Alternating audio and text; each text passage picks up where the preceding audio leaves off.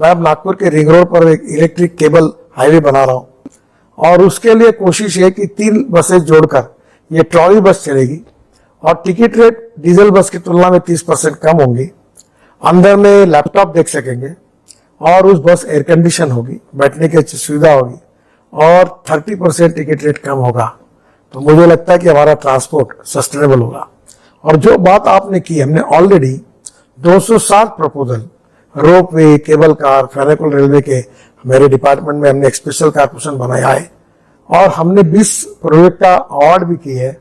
और आने वाले समय में हम पब्लिक ट्रांसपोर्ट और इलेक्ट्रिसिटी ऊपर के ऊपर हवा में डबल डेकर बस चलाएंगे। बंगलोर में अध्ययन कर रहे हैं तो नेचुरली ट्रांसपोर्ट का बदल रहा पूरा। ये अभी मुंबई में नया एयरपोर्ट बन रहा है, तो मैं जब शिपिंग मंत्री था हमने एक प्रोजेक्ट तैयार किया है कि एयर वाटर टैक्सी, यानी इस मुंबई की सब दिशा से 17 मिनट के अंदर आप नए मुंबई एयरपोर्ट पे पहुंचोगे जो नए मुंबई में बन रहा है।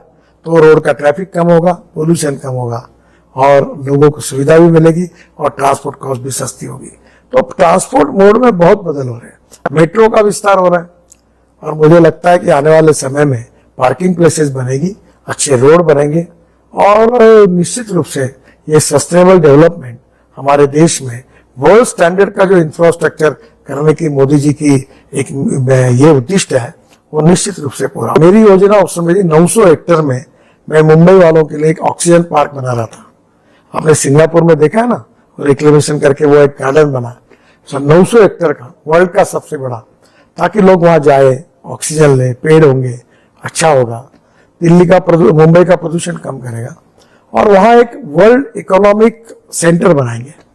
वहां जितने वर्ल्ड इकोनॉमी के जितने ऑफिसेस है, कारपोरेट्स है, एक जगह आएंगे। तो ऐसी योजना बनाई थी, अब वो डिपार्टमेंट मेरे पास नहीं है, अब वो प्रोसेस में कब होगी। आपकी बात आधी तो सच है कि हम 16 लाख करोड़ का फॉसिल फ्यूल इंपोर्ट करते हैं और जिसके कारण प्रदूषण की समस्या गंभीर है। पर अभी हमने इलेक्ट्रिक लाया, आपको पता है, शायद पता होगा, 350% राइज हुआ। अब इलेक्ट्रिक कार के लिए वेटिंग लिस्ट है, मेरे पास लोग आते हैं। इलेक्ट्रिक स्कूटर के 400 मैन्युफैक्चरर बने, 400।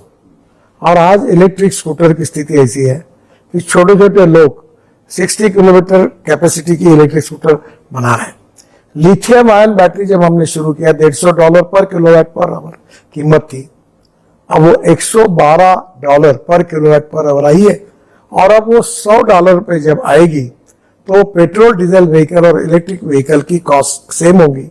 पर पेट्रोल व्हीकल पर आप अगर महीने भर में अगर 20 से 25 हजार रुपये खर्चा कर रहे हैं तो इलेक्ट्रिक पर आपका खर्चा 2000 रुपये आएगा, यानी 22 से 23 हजार रुपये की बचत होगी।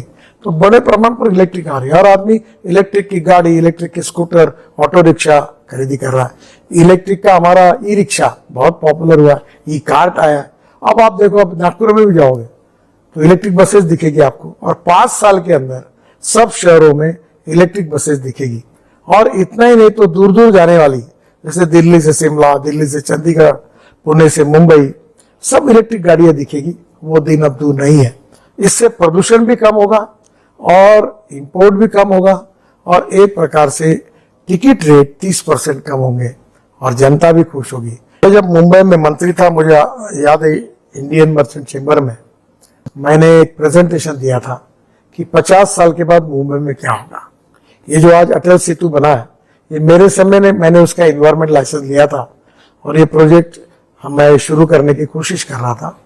इससे एक तीसरी मुंबई बनाने की बात थी।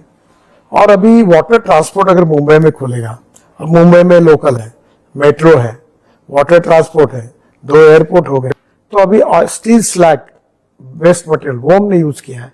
यही मैं आपको कहूंगा कि बड़ौदा बनी, यहीं से हमने बाम्बू का क्रैश बैरियर बनाया पहली बार। तो एक प्रकार से अभी कंस्ट्रक्शन इक्विपमेंट में हम अल्टरनेटिव फ्यूल इलेक्ट्रिक का यूज करने के लिए प्रोत्साहित कर रहे हैं। इलेक्ट्रिक के ट्रक ला रहे हैं, अलग अलग प्रकार के नए ग्लास फाइबर स्टील हमने लाया, बाम्बू का जैसे हम यूज कर रहे हैं। तो एक प्रकार से क्वालिटी के साथ कॉम्प्रोमाइज न करते हुए हमने काफी बड़े परिवर्तन सिस्टम में किए हैं और इसके कारण वर्ल्ड क्लास हमने प्रोजेक्ट बनाया। अभी जैसे द्वारका एक्सप्रेस है, आप जरूर देखिए। मुझे नहीं लगता कि वर्ल्ड में भी आप इस प्रकार के प्रोजेक्ट देख सकोगे। टनल भी है, आरओबी भी है, आरओबी भी है, ऊपर में फ्लाईओवर भी है, और एक इस पर 4 लेयर है। तो एक प्रकार से world class infrastructure Modi ji के नेतृत्व में हमने बनाया और मोदी जी ने भी तय किया है कि हम देश का विकास करना है तो इंफ्रास्ट्रक्चर को प्राधान्य देना पड़ेगा, water, power, transport and communication.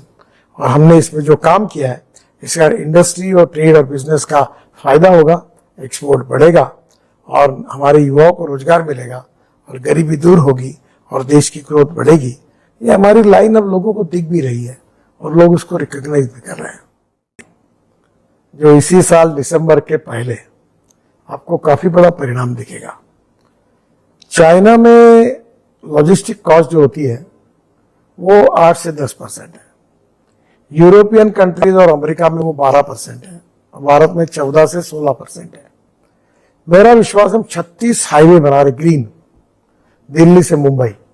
अभी हम नागपुर से मुंबई एक्सप्रेस हाईवे समृद्धि महामार्ग बना है, उसको जोड़कर पुणे से संभाजीनगर औरंगाबाद हाईवे बना रहे। तो नागपुर से पुणे ये करीब 4.5-5 घंटे में हो जाएगा, नागपुर से मुंबई ये 4.5-5 घंटे में हो जाएगा। तो एक प्रकार से पूरा एक प्रकार से जियोग्राफी बदल गई है। और आपको मैं बताता हूं इससे क्या होगा कि एक ट्रक दिल्ली से मुंबई महीने भर में 4 या 5 ट्रिप मारता था, अब वो ट्रक 10 ट्रिप मारेगा। और फ्यूल में हमने चेंज लाया, अल्टरनेटिव फ्यूल, बायोफ्यूल में। अभी डीजल के बजाय अभी हमने मिथेनॉल का यूज किया। बेंगलोर में 15 बसेस को 15% मिथेनॉल डाल के बसेस चलाई। अब अशोक लेलैंड ने पूरा मिथेनॉल का जो ट्रक है 100% मिथेनॉल पे बनाया। अब हमने बायो सीएनजी, बायो एलएनजी के करीब 300 फैक्ट्री शुरू हो रही है, करीब 36 शुरू हो गई है, वो मिलेगा। हम फ्लेक्स इंजन पे इथेनॉल का यूज कर रहे हैं, इलेक्ट्रिक ट्रक, इलेक्ट्रिक बसेस आ रही है। तो जिस प्रकार से ये जो कॉस्ट है डीजल पेट्रोल में एकदम कम है, जहां 110 रुपए का डीजल लगता है वहां 6 रुपए की, 8 रुपए की इलेक्ट्रिसिटी लगती है। तो एकदम लॉजिस्टिक कॉस्ट कम हो जाएगी। और उस प्रकार से 22 रुपए इथेनॉल का भाव है तो डीजल का भाव 110 रुपए लीटर है। फिर फ्लेक्स इंजन में मेरे पास टोयोटा गाड़ी है, वो 60 किलोमीटर 60% इलेक्ट्रिक पर चलती है और 40% वो इथेनॉल पे चलती है। इथेनॉल का रेट 60 रुपए है, पेट्रोल का 120 रुपए है। तो अगर हिसाब किया जाए तो 25 रुपए लीटर पेट्रोल का भाव होता है और पोल्यूशन नहीं के बराबर है और गाड़ी एकदम बेस्ट है। तो हमने 2 व्हीलर भी बनाए। तो ओवरऑल फ्यूल में और रोड में जो बदलाव हुआ है उसके कारण लॉजिस्टिक कॉस्ट निश्चित रूप से सिंगल डिजिट पे आएगी। और मेरा टारगेट था कि 2024 समाप्त होने के पहले ये 9% पे आएगी। अब देखिए 2024 नजदीक है और आपको ध्यान में आएगा कि नए नए टेक्नोलॉजी का और अल्टरनेटिव फ्यूल और बायोफ्यूल